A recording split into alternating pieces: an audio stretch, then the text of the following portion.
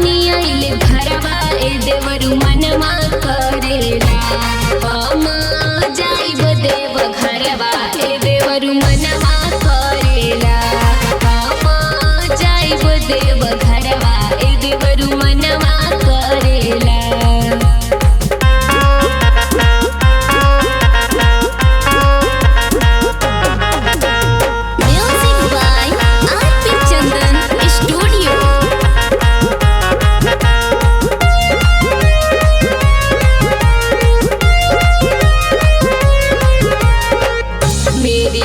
के छाल पिन्हले बस हा सवार हो डमरू त्रिशूल चंदा चमकत लीलार हो।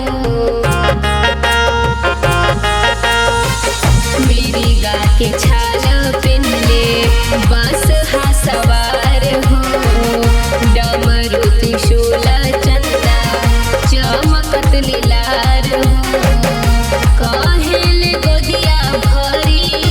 काहेले गोदिया भरी होई है ललनवा ए देवरु मनवा करेला ए देवरु मनवा करेला हम जाइब देव घरवा ए देवरु मनवा करेला हम जाइब देव घरवा ए देवरु मनवा करेला।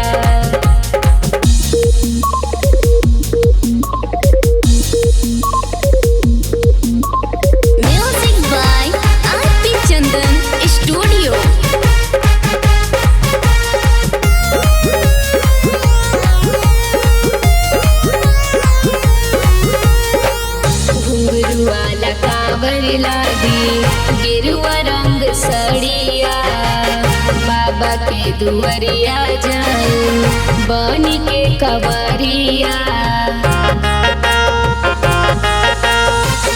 घुंघरुआ कांवर लागी गेरुआ रंग सड़िया बाबा के दुआरिया जाए बन के कवरिया। सासू जी मानी गईली सासू जी मानी गईली हमारो कहनवा ए देवरु मनवा करेला ए देवरु मनवा करेला हम जाइब देव घरवा ए देवरु मनवा करेला हम जाइब देव घरवा ए देवरु मनवा करेला।